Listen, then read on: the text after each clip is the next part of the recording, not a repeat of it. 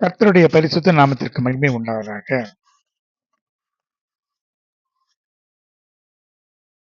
அடைக்கப்பட்டதும் திறக்கப்பட்டதும் என்ற தலைப்பில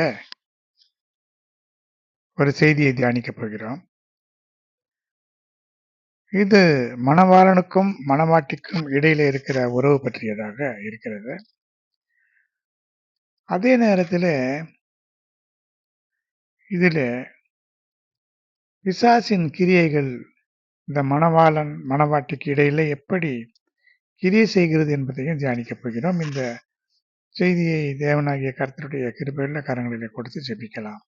அன்பின் தெய்வமே, கர்த்தாவே, நன்றியோடு உம்மை ஸ்தோத்திரிக்கிறேன்.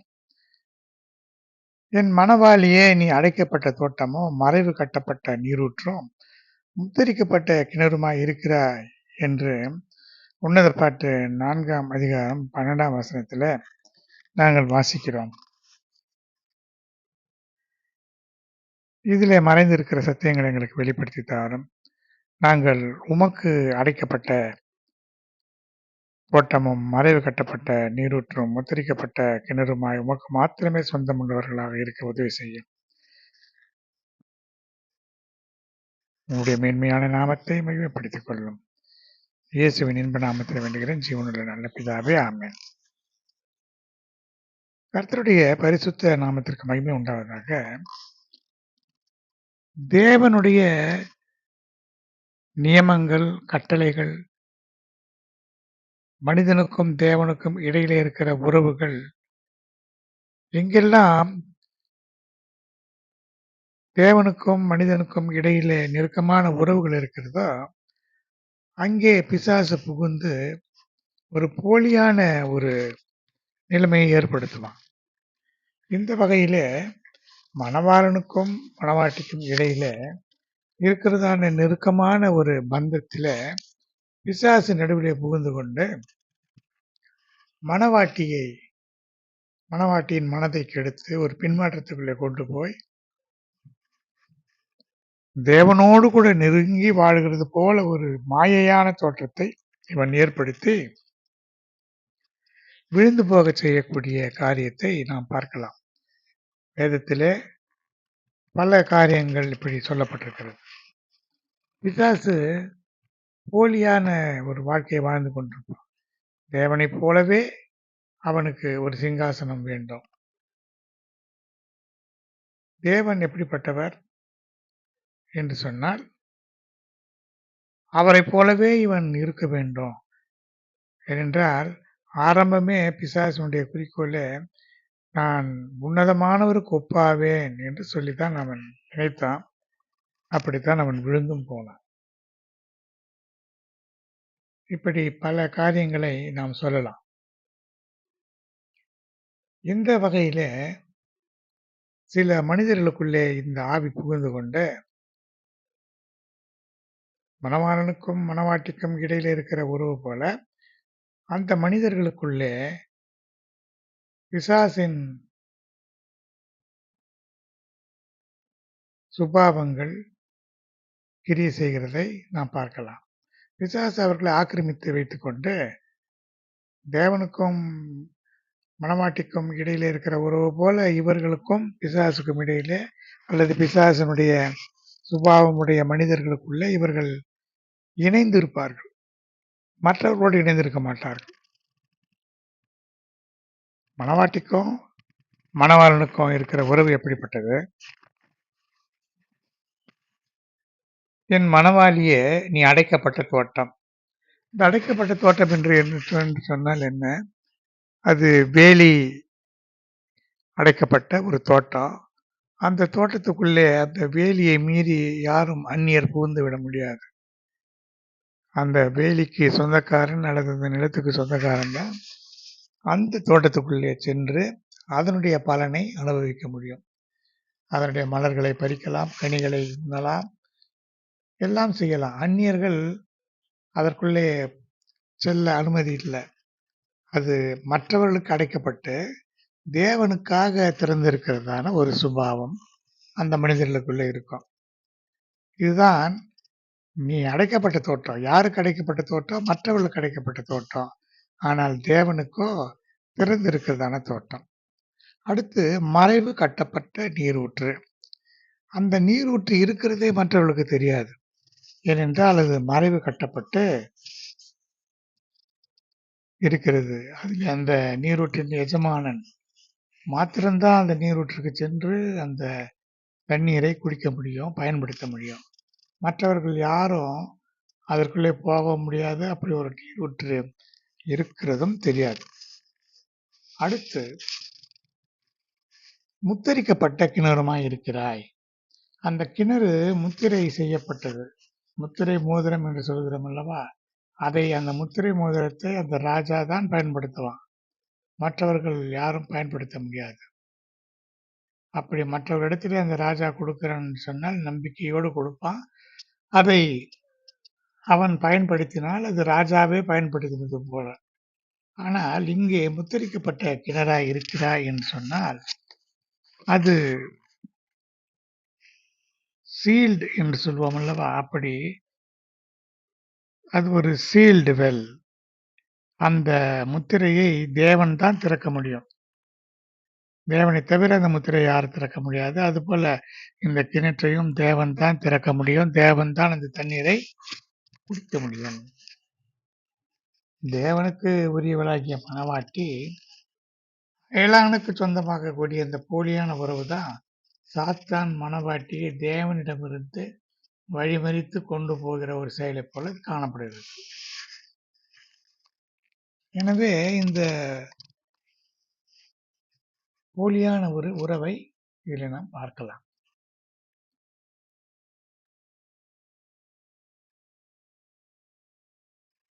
அடுத்து இந்த மணவாளன் மணவாட்டிகளுக்குள்ளே இருக்கிற உறவு எப்படி இருக்கிறது என்று சொன்னால், முள்ளுகளுக்குள்ளே லீலி புஷ்பம் எப்படி இருக்கிறதோ அப்படியே குமாரத்திகளுக்குள்ளே எனக்கு பிரியமானவளும் இருக்கிறாள். இது உன்னத பாட்டு 2ஆம் அதிகாரம் 2ஆம் வசனம். முள்ளுகளுக்குள்ளே லீலி புஷ்பம் எப்படி இருக்கிறது என்று பார்த்தால், அந்த லீலி புஷ்பமானது பள்ளத்தாக்கிலே இருக்கும். அந்த பள்ளத்தாக்குக்குள்ளே அது அந்த பள்ளத்தாக்கில் அந்த ஆழத்திற்கு யாரும் செல்ல முடியாது. இந்த லீலி புஷ்பம் அளவிலே சிறியதாக இருக்கும். ஆனால் அந்த லீலி புஷ்பம் முள்ளுகளுக்கு நடுவிலே தான் இருக்கும். அந்த லீலி புஷ்பம் இருக்கிறது என்பதை எப்படி அறிந்து கொள்ள முடியுமா? காற்று வீசும் பொழுது அந்த முள்ளுகள் அந்த லீலி புஷ்பத்தை கிழித்துவிடும். அப்படி கிழித்து விடும் பொழுது அந்த லீலி புஷ்பத்தின் நறுமணமானது அந்த பகுதியிலே காற்று வீசுகிற திசையெல்லாம் வீசுமா.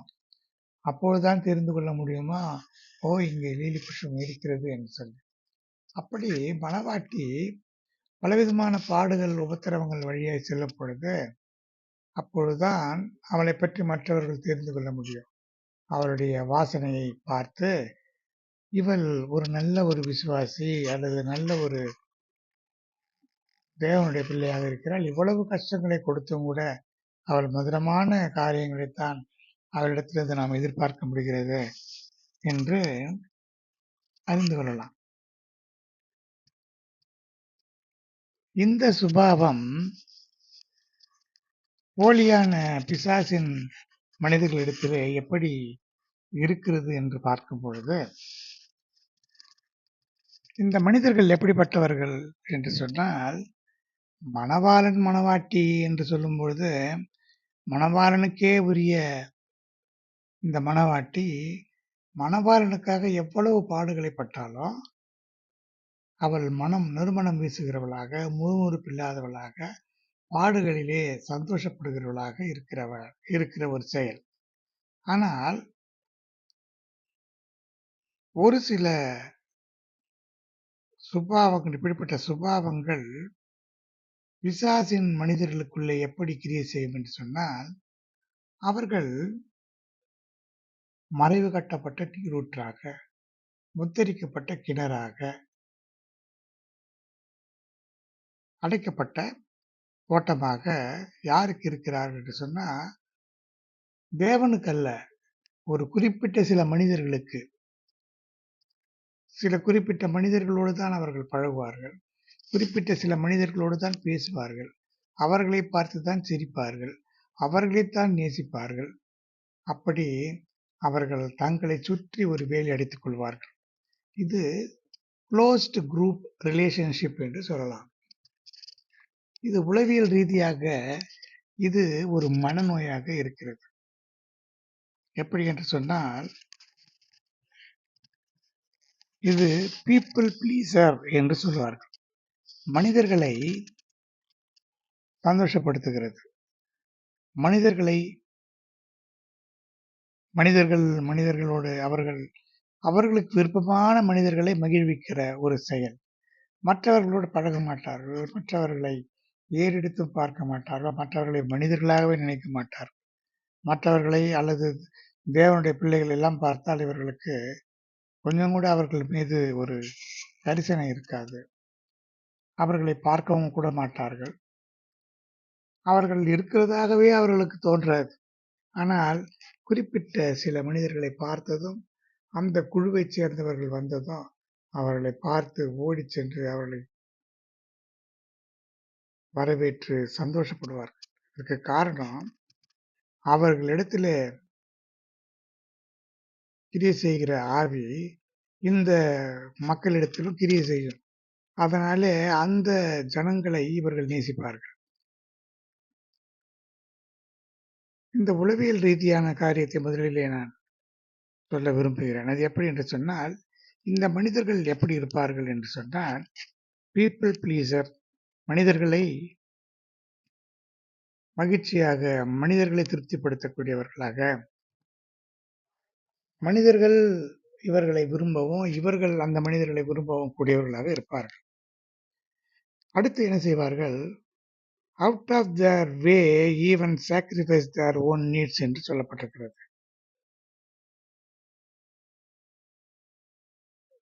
அவர்கள் தங்களுக்குரியதையெல்லாம் கூட இந்த மனிதர்களுக்காக தியாகம் செய்கிறவர்களாக, தங்களுடைய சொந்த வெறுப்புகளை எல்லாம் இல்லாமல், தங்களுடைய சொந்த தேவைகளை எல்லாம் கூட விட்டுக் கொடுக்கிறவர்களாக, வழக்கத்துக்கு மாறாக அல்லது அவர்களாலே செய்யக்கூடாத தியாகங்களை எல்லாம் கூட செய்வார்கள். இதற்கு காரணம் ஒரு ஆங்ஷியஸ் அட்டாச்மெண்ட் என்று சொல்லப்படுகிறது. அதாவது உளவியல் ரீதியாக அவர்களுக்குள்ளே ஒரு நெருக்கமான ஒரு பந்தம், உள்ளத்துக்குள்ளே ஒரு பந்தம் அவர்களுக்குள்ளே ஏற்படுகிறது. அடுத்து, அவர்களுக்கு பிரியமே இல்லாத காரியமாக இருந்தாலோ, அந்த குழு அல்லது அந்த மனிதர்கள் சொல்லுகிறதை, அவர்களுடைய விருப்பத்தை இவர்களுக்கு விருப்பமே இல்லாமல் இருந்தாலும் கூட செய்வார்களாம். Going along with them even when they are not happy about என்று சொல்லப்பட்டிருக்கிறது. இதற்கு அடிப்படையான காரணம் என்னவென்று சொன்னால், லோ செல்ஃப் எஸ்டீம் என்று சொல்லப்பட்டிருக்கிறது. அதாவது தங்களை பற்றி ஒரு தாழ்வு மனப்பான்மை உடையவர்கள். மற்றவர்களோடு பழக மாட்டார்கள். இவர்கள்தான் அவர்களை நன்றாக புரிந்து கொண்டவர்கள் என்று இவர்கள் மனதிலே நினைத்துக் கொண்டு அவர்களோடு மாத்திரம் பழகுவார்கள். அவர்களோடு மாத்திரம் தங்களுடைய ரகசியங்களை, தங்களுடைய காரியங்கள் எல்லாம் சொல்லுவார்கள். மிக உள்ளார்ந்த ஒரு அன்பு அவர்களுக்குள்ளே இருக்குமே தவிர, மற்றவர்களோடு இவர்கள் எதையுமே பகிர்ந்து கொள்ள மாட்டார்கள். இது ஓசிடி என்று அழைக்கக்கூடிய ஆப்சசிவ் கம்பல்சிவ் டிசார்டர் என்று சொல்லக்கூடிய அந்த ஒரு செயல். இது திரும்ப திரும்ப ஒரே காரியத்தை செய்கிறது தான் ஓசிடி. ஆனால் திரும்ப திரும்ப ஒரே மனிதர்களோடு மாத்திரமே பழகுறது கூட இதுவும் ஒரு அப்சசிவ் கம்பல்சிவ் டிசார்டருடைய ஒரு பகுதி என்றுதான் இந்த உளவியல் கூறுகிறது. அடுத்து, இந்த மனிதர்கள் ஏன் இப்படி செய்கிறார்கள் என்று சொன்னால், மேனிப்புலேட்டட் அண்ட் டிஸ்ஆனஸ்ட் என்று சொல்லப்பட்டிருக்கிறது. மேனிப்புலேட்டட் என்று சொன்னால், இந்த மனிதர்கள் மற்றவர்களாலே ஆக்கிரமிப்பு செய்யப்பட்டு அவர்களாலே தவறான வகையிலே வழிநடத்தப்படுகின்றவர்களாக இருக்கிறார்கள். அது மட்டுமல்ல, ப்ரீ ஆக்குபைடு ஒப்பீனியன், இவர்களுக்கு மற்றவர்களை பற்றிய ஒரு தெளிவான ஒரு அழுத்தமான, ஒரு ஆழமான ஒரு நம்பிக்கை இருக்கும். இவர்கள் நல்லவர்கள். இவர்களிடத்திலே தான் நாம் பழக வேண்டும். இவர்களை விட்டால் நமக்கு வேறு யாரும் துணையான ஒரு ஆட்கள் இல்ல. இவர்களை நாம் முழுவதுமாக நம்பலாம். இவர்களைப் போல நல்லவர்களே கிடையாது என்று அவர்களுக்குள்ள இருக்கிற எண்ணம் ஆழமாக பதித்துவிடும். அதனால இவர்கள் பிரிக்க முடியாத ஒரு நெருங்கிய பந்தத்துக்குள்ளே போய்விடுவார்கள். இதுதான் ஒரு குறிப்பிட்ட நண்பர்களோடு, குறிப்பிட்ட ஒரு குழுவோடு இருப்பார்கள். அடுத்து செலக்டிவ் மியூட்டிசம் என்று சொல்லக்கூடிய அந்த நிலைமைக்கு போவார்கள். அதாவது மற்றவர்களை பார்த்தால் பேச மாட்டார்கள். வாய் பூட்டிவிடும். ஆனால் குறிப்பிட்ட மனிதர்களை பார்த்ததும் ஓடிச் சென்று அவர்களோடு மணிக்கணக்கிலே பேசுவார். நாள் கணக்கிலே பேசுவார்.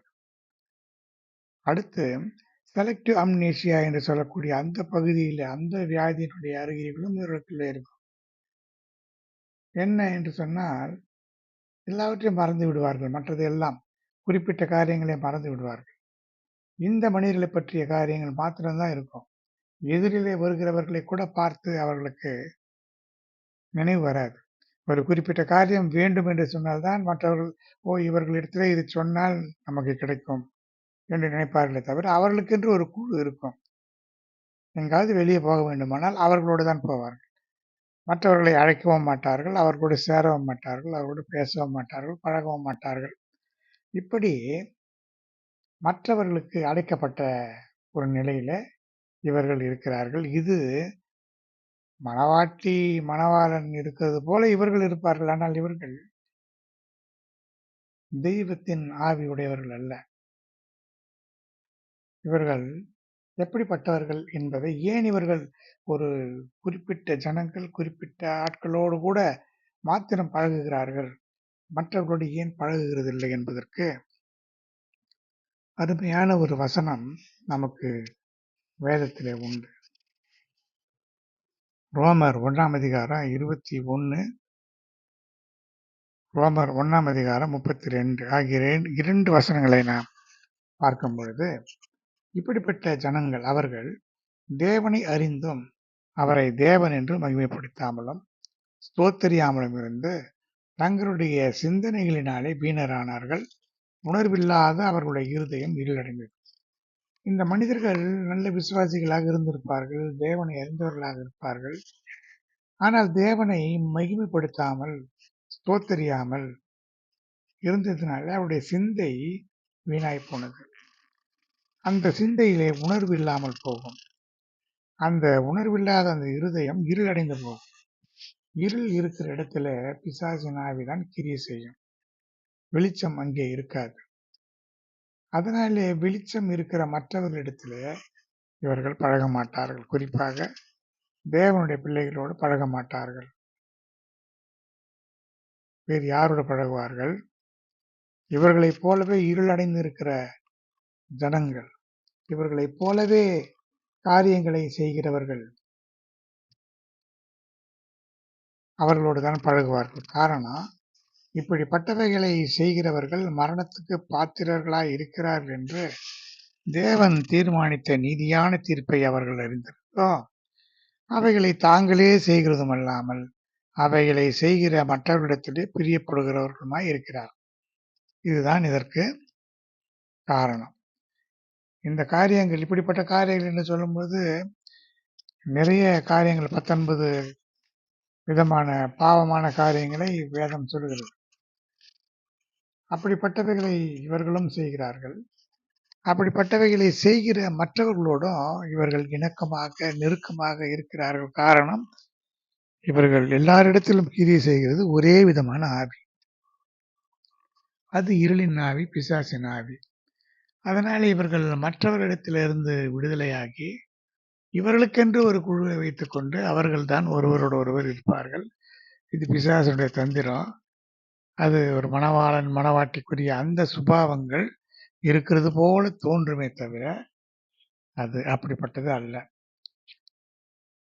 இனி இந்த மணவாளன் மணவாட்டிக்கு இடையிலே இருக்கிறதான இந்த சுபாவங்களும் இந்த குறிப்பிட்ட இருளான சுபாவம் இருக்கிற மனிதர்களுக்கும் இருக்கிற அந்த சுபாவங்களும் எப்படி பிசாசு அதை எப்படி நயவஞ்சகமாக அதே சுபாவங்களை தனக்கு சாதகமாக எப்படி அவன் பயன்படுத்தி கொண்டு இந்த ஜனங்களை வஞ்சிக்கிறான் என்பதை நாம் இப்பொழுது பார்க்கிறோம்.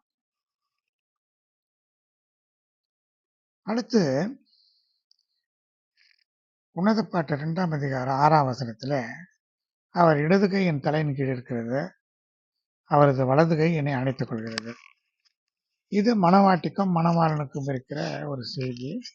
இந்த இடது கை மணவாட்டினுடைய தலையின் கீழ் இருக்கிறது என்பது எதற்கு சொல்லப்பட்டிருக்கிறது என்று சொன்னால், மணவாளனாகிய கிறிஸ்துவனுடைய இடது கை மணவாட்டினுடைய தலையின் கீழே இருக்கிறது.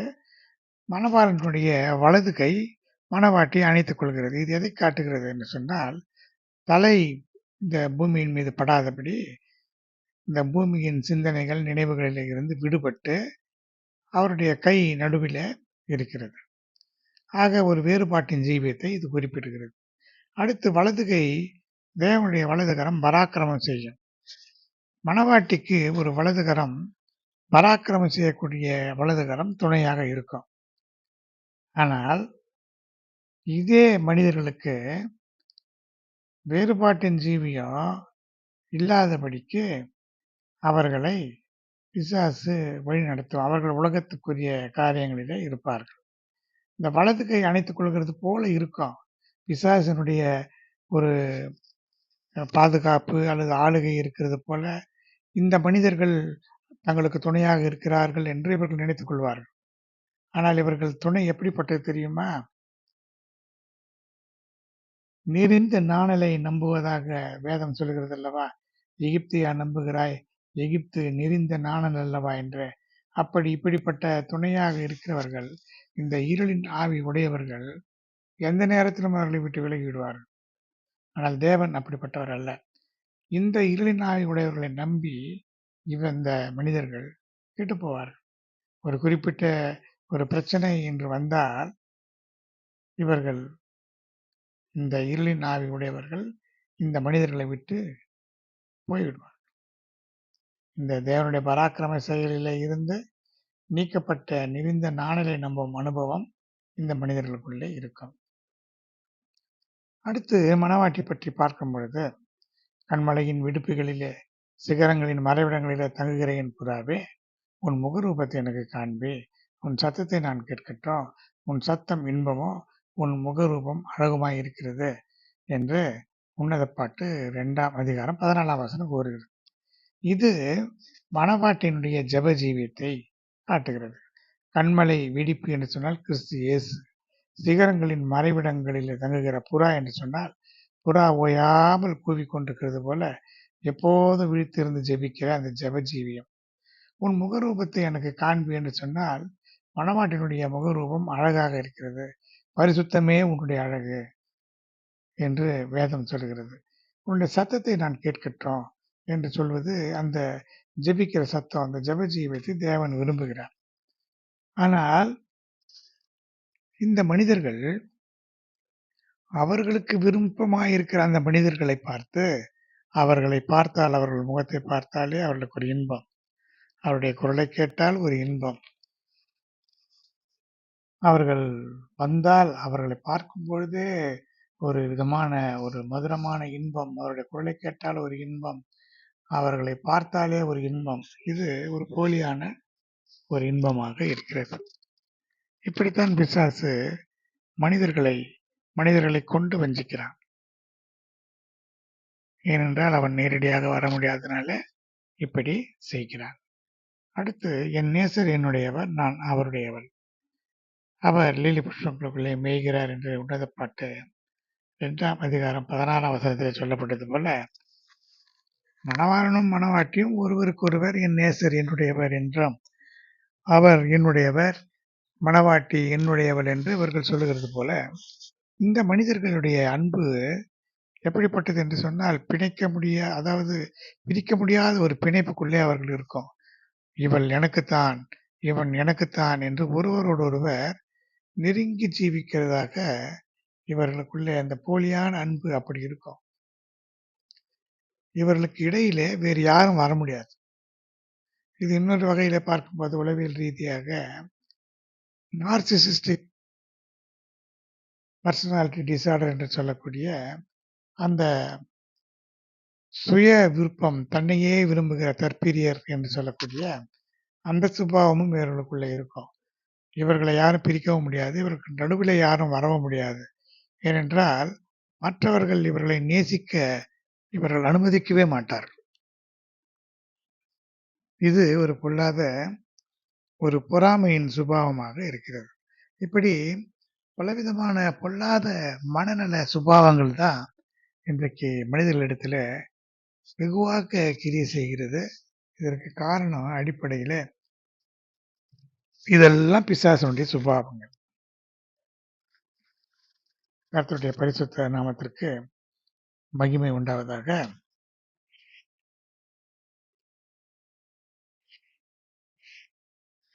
அடுத்து காட்டு மரங்களுக்குள்ளே கிச்சிலி மரம் எப்படி இருக்கிறதோ அப்படியே குமாரருக்குள்ளே என் நேசர் இருக்கிறார். அதன் நிழலில் வாஞ்சையா உட்காருகிறேன். அதன் கனி என் வாய்க்கு மதுரமாக இருக்கிறது என்று உன்னத பாட்டு 2ஆம் அதிகாரம் 3ஆம் வசனம் கூறுகிறது போல, இந்த உலகத்தில் இருக்கிற மற்ற மனிதர்களை காட்டிலும் இவர்கள் ரொம்ப விசேஷமானவர்களாக இவர்களுக்கு கண்களுக்கு தெரிவார்கள். காட்டு மரங்களுக்குள்ளே கிச்சிலி மரம் எப்படி விசேஷமாக தெரிகிறதோ, ஏனென்றால் காட்டு மரங்களுக்குள்ளே கனி இருக்காது. ஆனால் கிச்சிலி மரத்துக்குள்ள கனி இருக்கும். அது சுவையாக இருக்கும். அதுபோல மற்ற மனிதர்களை காட்டிலும் ஒரு விசேஷமான பண்பு இவர்களிடத்தில் இருக்கிறதாக இந்த மனிதர்கள் உணர்வார். மணவாளன் மணவாட்டிக்கு இடையில இருக்கிற அந்த உறவு காட்டு மரங்களுக்குள்ள கிச்சிலி மரம் இருக்கிறது போல என் நேசர் இருக்கிறார்.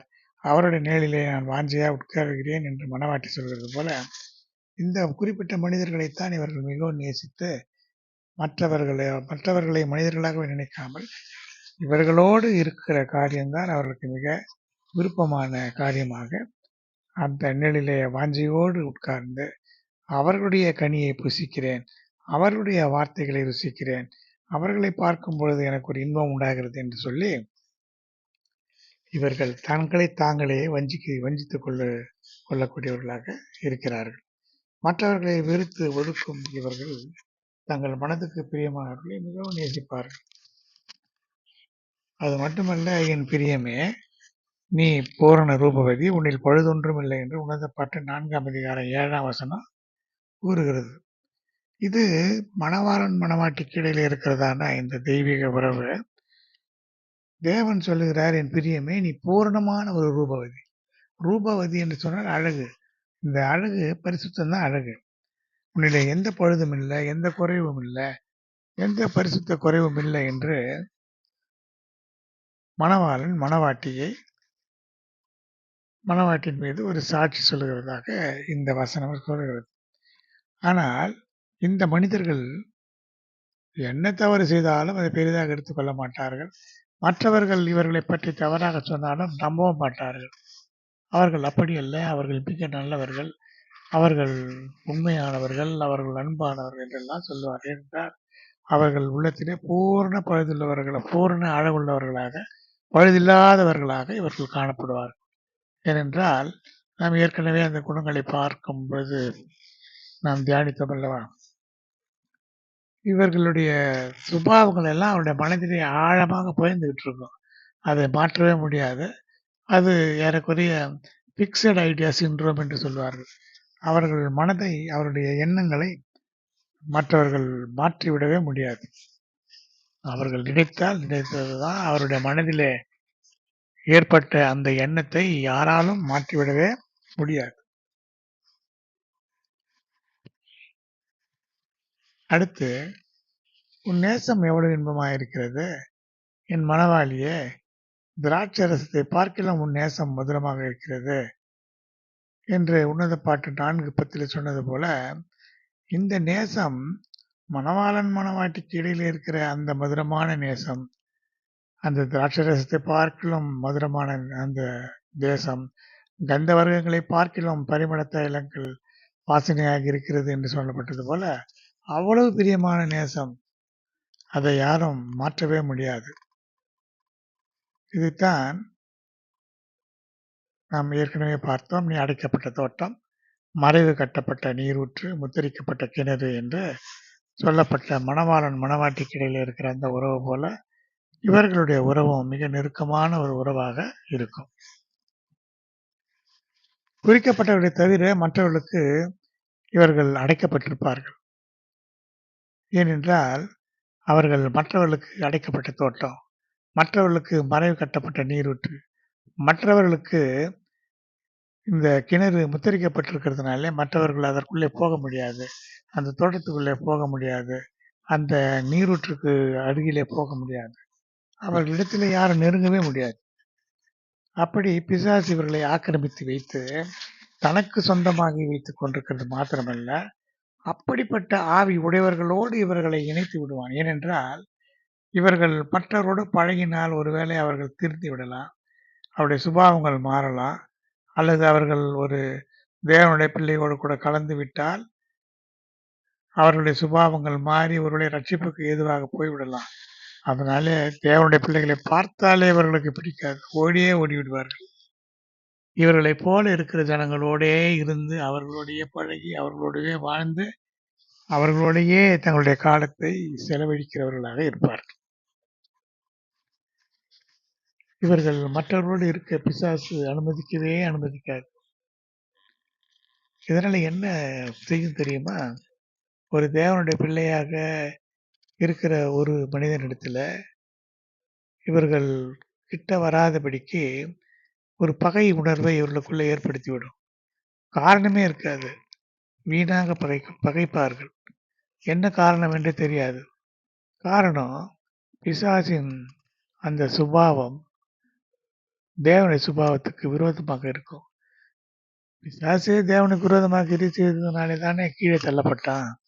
அப்படி இவர்கள் தேவனுடைய அந்த அன்பில் தள்ளப்பட்டவர்களாக இருக்கிறதுனால அப்படி தள்ளப்பட்டவர்களோடு சேர்ந்து இணைந்து ஒரு குழுவாக இருந்து மற்றவர்களை பற்றி கேவலமாக பேசுவதும், மற்றவர்களை பற்றி பரியாசம் பண்ணுவதும், மற்றவருடைய காரியங்களை அவதூறு பண்ணுகிறதும், இப்படியே தான் இவர்கள் இருப்பார்கள். இப்படி பல காரியங்களை நாம் இந்த ரோமர் 1ஆம் அதிகாரத்தில் பார்க்கலாம். அவதூறு பண்ணுகிறவர்களாக இருப்பார்கள். இவர்கள் விக்கிரக ஆராதனை செய்கிறவர்களாக இருப்பார்கள். பாவம் செய்கிறவர்களாக இருப்பார்கள். அல்லது தேவன் விரும்பாத பலவிதமான பொல்லாத கொடிய காரியங்களை செய்கிறவர்களாக இருப்பார்கள். அப்படிப்பட்ட குழுவில இவர்கள் இருக்கிறதுனால பிசாசு இவர்களை வஞ்சித்து வைத்திருக்கும். கர்த்தருடைய பரிசுத்த நாமத்திற்கு மகிமை உண்டாவதாக. அடுத்ததாக, என் நேசரை கண்டீர்களானால் நான் நேசத்தால் சோகமடைந்திருக்கிறேன் என்று அவருக்கு சொல்லும்படி உங்களுக்கு ஆணையிடுகிறேன் என்று எருசலேமின் குமாரத்திகளுக்கு சொன்னதாக உன்னத பாட்டு 5ஆம் அதிகாரம் 8ஆம் வசனம் கூறுகிறது. இது நேசராகிய மணவாளனை விட்டு பிரிந்து இருக்கிற மணவாட்டி அவள் சொல்லுகிறாள், என் நேசரை பார்த்தால் அப்படி சொல்லுங்க, நான் நேசத்தாலே சோகமடைந்திருக்கிறேன் என்று. அப்படியே இவர்களும் ஒருவரை ஒருவர் பார்க்காமல் இயக்கம் பட்டு, ஏனென்றால் இவர்களுக்குள்ளே இருக்கிற ஆவிகள் ஒன்றோடு ஒன்றாக இணையும் பொழுதுதான் இவர்கள் மற்றவர்களை பற்றி பேசும் பொழுது ஒரு ஆவல் தீரும், மற்றவர்களை பற்றி நிந்திக்கும் பொழுது இவருடைய தாகம் தீரும். அதனால இவர்கள் ஒருவரை விட்டு ஒருவர் பிரிந்திருந்தா மிகுந்த சோகமடைந்திருப்பார். எப்பொழுது பார்க்கலாம், எப்பொழுது பேசலாம், எப்படி ஒருவரை ஒருவர் பார்க்கலாம், அந்த பார்வை இவர்களை ஒருவர் ஒருவர் பார்க்கிறதே ஒரு இன்பமாக இருக்கும். இப்படி இந்த சுபாவங்கள் இப்படி இருக்கும். அடுத்து, மற்றவர்களை பார்க்கலாம் இவர்கள் எப்படி விசேஷித்தவர்கள் என்றால் உணர்ந்த பாட்டு 5ஆம் அதிகாரம் 9ஆம் வசனத்திலே 10ஆம் வசனத்திலே சொல்லப்பட்டிருக்கிறது. மற்ற நேசரை பார்க்கலாம் உன் நேசர் எதனாலே விசேஷித்தவர் என்று கேட்கும் பொழுது, என் நேசர் வெண்மையும் சிவப்புமானவர், 10,000 பேர்களில் சிறந்தவர் என்று மணவாட்டி சொல்கிறார் போல, இவர்களை கேட்டால் அப்படித்தான் சொல்லுவார்கள். அவரிடத்துல இந்த விசேஷமான சுபாவங்கள் அவரிடத்துல உண்டு, அவள் நல்லவள், அவள் மிகுந்த சிறப்புடையவள், நல்ல புத்திசாலி, திறமைசாலி, என்னை மிகவும் உயிருக்குயிராக நேசிக்கிற ஒரு பெண், இப்படியெல்லாம் சொல்லுவார்கள். காரணம், நேசரிடத்திலே இருக்கிற சுபாவம் என்ன? வெண்மையும் சிவப்புமானவர். இந்த வெண்மை என்பது பரிசுத்தம், சிவப்பு என்பது தியாகம். அப்படி இவர்களிடத்திலே ஒரு விசேஷமான சுபாவம் இருக்கிறதாக இந்த இருளின் ஆவி உடையவர்கள் ஒருவரை ஒருவர் புகழ்ந்து கொள்வார்கள். ஆனால் அது உண்மை அப்படி அல்ல. அவர்களுக்குள்ளே நல்ல ஆவி கிரியை செய்கிறதில்ல. அது இருளின் ஆவியா இருக்கிறதுனால, அந்த இருளின் ஆவி யாரிடத்தில் இருக்கிறதோ அவர்கள் எல்லாம் ஒரு குழுவாக இருப்பார்கள். எப்படி பரிசுத்தவான்கள் எல்லாம் ஒருவரை ஒருவர் பார்த்து தேவனை பற்றி அந்த செய்திகளை எல்லாம் பரிமாறிக்கொண்டு அதிலே மகிழ்ச்சியாக இருக்கிறார்களோ, அப்படி இவர்களுக்குள்ளே இப்படிப்பட்ட ஒரு ஆவி கிரியை செய்கிறதுனால இவர்கள் ஒருவரோடு ஒருவர் மகிழ்ச்சியாக இருப்பார்கள். அடுத்து,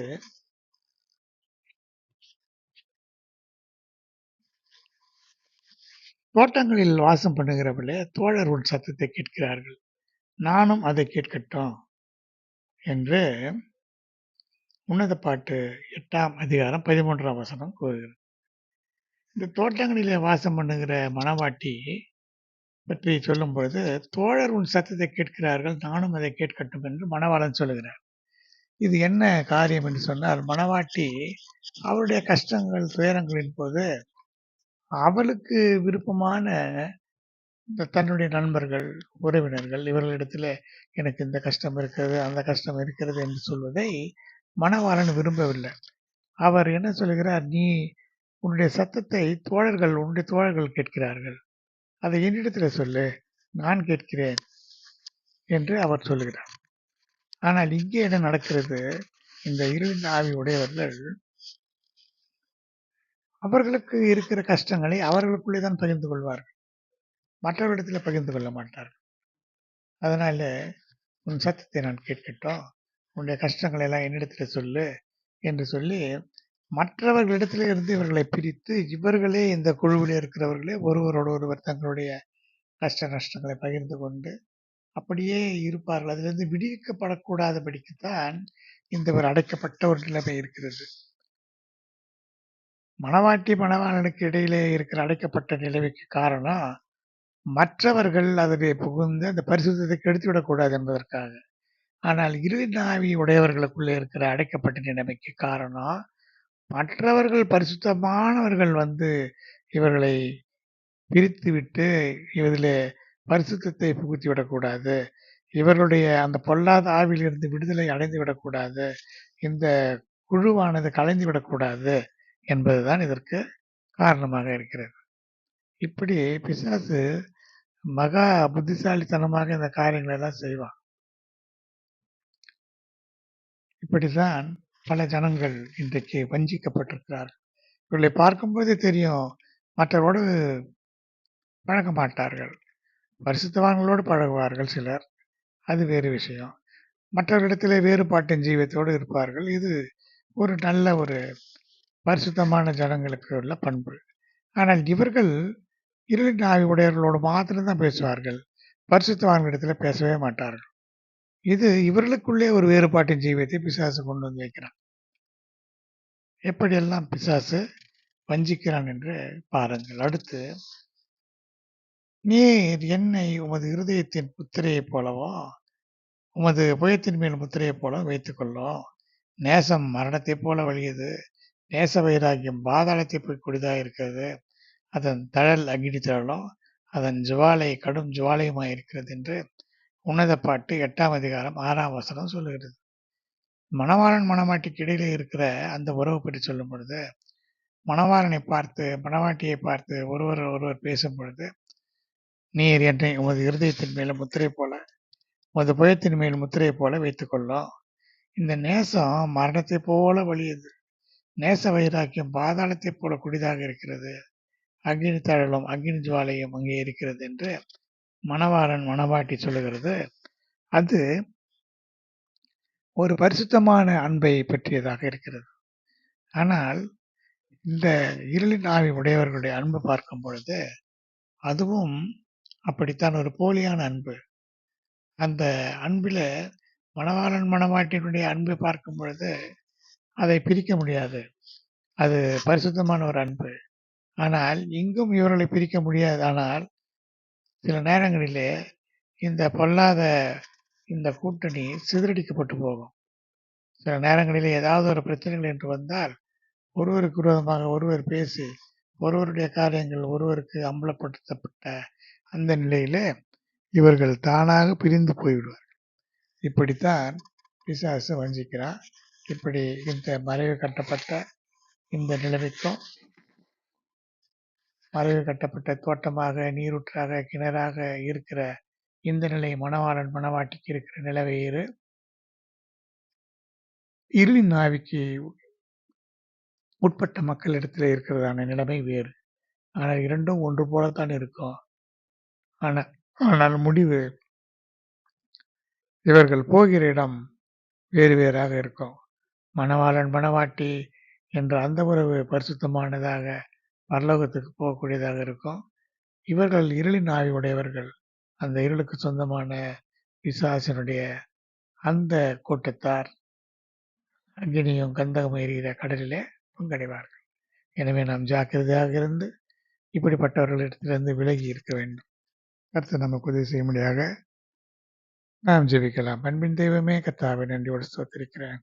இந்த இருளின் ஆவி உடையவர்களை விடுவிக்க வேண்டுமே கர்த்தாவே, அவர்கள் ஒளியிடத்திற்கு வரும்படியாக ஒரு பெரிய இரக்கம் பாராட்டும். உடைய மேன்மையான நாமத்தை மையப்படுத்தும். உடைய வருகையில நாங்கள் காணப்படுவது செய்யும். இயேசுவின் இன்ப நாமத்தில் வேண்டுகிற ஜீவனுள்ள நல்ல பிதாவே, ஆமென். என் ஆத்துமாவே கர்த்தரை ஸ்தோத்திரி, முழு உள்ளமே பரிசுத்த நாமத்தை ஸ்தோத்திரி. என் ஆத்துமாவே கர்த்தரை ஸ்தோத்திரி. கர்த்தர் செய்த சகல உபகாரங்களை மறவாதீங்க. ஆமென். ஸ்தோத்திரம், ஸ்தோத்திரம், ஸ்தோத்திரம், ஸ்தோத்திரம், ஸ்தோத்திரம்.